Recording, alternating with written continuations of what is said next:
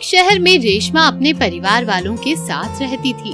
रेशमा के परिवार में उसका पति श्याम और उसकी सास कौशल्या और उसका बेटा रोहन था।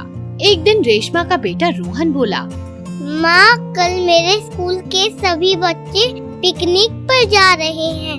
टीचर ने सब बच्चों से पिकनिक पर जाने के लिए 2,000 रुपए मंगाए हैं। मुझे भी पैसे दो ना पिकनिक पे जाने के लिए। हाय राम, इन स्कूल वालों ने तो लूट मचा रखी है, लूट। मेरे पास इन फालतू के कामों के लिए कोई पैसे नहीं है। इन अंग्रेजी स्कूल वालों ने बच्चों को पढ़ाना है या घुमाना। मैं कल ही तेरे स्कूल वालों की क्लास लेती हूँ। तू जाकर अंदर पढ़ाई कर। रेशमा जरूरत का सामान लेने के लिए बाजार जाने के लिए तैयार हुई। हे भगवान, कहीं आज खेल खत्म ना हो जाए। विमला ने तो पहले ही सब सामान ले लिया, अगर ऑफर खत्म हो गया तो। रेशमा सुपरमार्केट पहुंची और कम दाम के लालच और पैसे बचाने के लिए ढेर सारा सामान खरीदने लगी।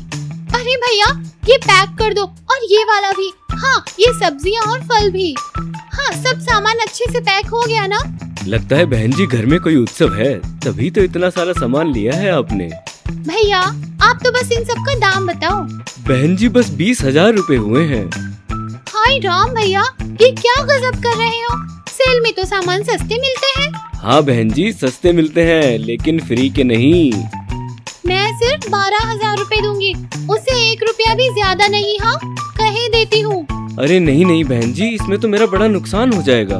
कोई नुकसान नहीं होगा भैया, ले लो पैसे और सामान को घर तक भिजवा दो। रेशमा खुशी खुशी वहाँ से चली जाती है। अब दिखाती हूँ उस विमला को, उससे भी ज्यादा सामान लिया है मैंने, और वो भी कम दामों में। रेशमा सारा सामान लेकर घर आती है। तभी वहाँ विमला भी होती है। ढेर सारा सामान देख रेशमा की सास बोली, अरे ये क्या इतनी सारी खरीदारी? सारा सामान मुफ्त में मिला है क्या? कुछ ऐसा ही समझ लीजिए माँ जी। मैंने सिर्फ 12,000 में साल भर के लिए सामान खरीद लिया है। हाँ, क्यों विमला, फटी रह गई ना तेरी आंखें? इसे कहते हैं मुनाफे का सौदा करना। रेशमा की बातें सुन विमला हैरान हो गई। फिर उसने सामान को अच्छे से जांचा और जोर जोर से हंसने लगी। ये देख रेशमा बोली, क्या हो गया विमला? कहीं मेरी समझदारी देखकर तू पागल तो नहीं हो गई जो हंसने लगी? अरे नहीं रेशमा, तेरी समझदारी से नहीं, तेरी मूर्खता से।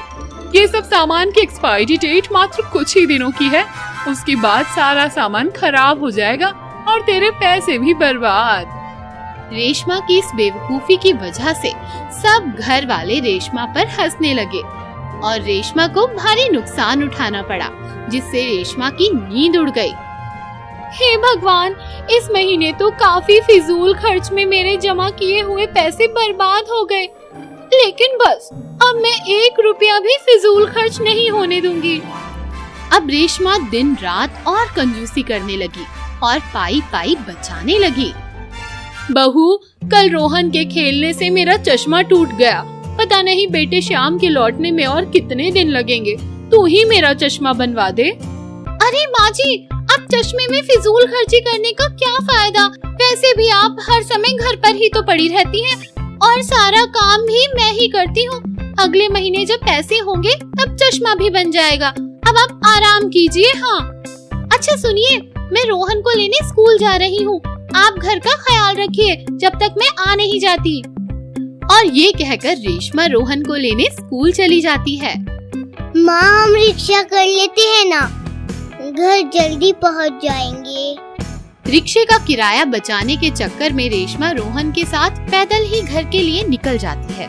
उधर घर का दरवाजा खुला देखकर चोर रेशमा के घर में घुस जाते हैं।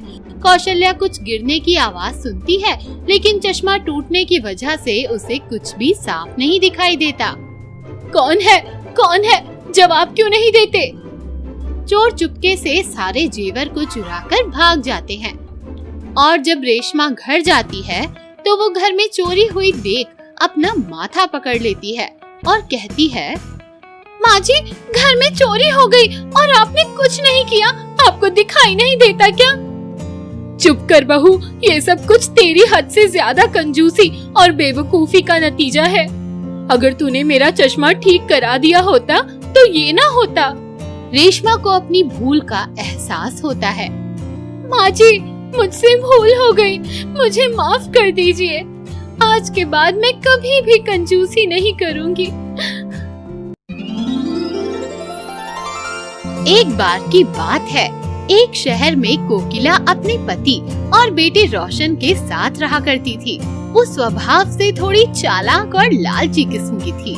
उसके बेटे रोशन की सरकारी नौकरी पक्की होते ही वो बहुत खुश हुई और अब दहेज के लालच में उसने अपने बेटे की शादी करने की सोची। उसने पंडित शादी राम घर जोड़े को घर में बुलाया। देख पंडित, अब मेरा बेटा सरकारी नौकर है। हाँ, तू कोई ऐसा रिश्ता दिखा जो इस घर को दहेज से भर दे और बहू भी मेरी मुट्ठी में रहे। हाँ। अरे क्यों नहीं कोकिला बहन, एकदम शांत स्वभाव की है, एकदम गऊ। ये देखिए, इसका नाम है राधा। पिता का भी अच्छा कारोबार है, दहेज भी खूब मिलेगा। अच्छा, तो अब तो यही मेरे घर की बहू बनेगी पंडित। राधा और रोशन की शादी तय हो जाती है और कोकिला अमीर बनने के सपने देखने लगती है। पर शादी से कुछ दिन पहले ही राधा के पिता का कारोबार में बड़ा नुकसान हो जाता है और वो कर्जे में सर तक डूब जाता है। उसकी जमीनें तक नीलाम हो जाती हैं। ये खबर सुन कोकिला ने रिश्ता तोड़ने का पूरा मन बना लिया था, लेकिन रोशन को राधा बहुत पसंद आई, इसीलिए उसने राधा से ही शादी कर ली। मनचाहा दहेज न मिलने से कोकिला राधा से चिढ़ने लगती है और वो राधा से खूब काम करवाने लगती है और उससे बुरा बर्ताव करने लगती है। अरे राधा, अरे ओ कामचोर, कहाँ मर गई? तुझसे नाश्ता मांगा था तो क्या अब 2 दिन बाद लाएगी? किसी काम में हाथ नहीं चलता इस कामचोर का। हाँ, जी माँ जी, बस अभी लाई। अरे पानी ला। खड़ी खड़ी मेरा मुंह क्या देख रही है? ये नाश्ता बनाया है कि जहर?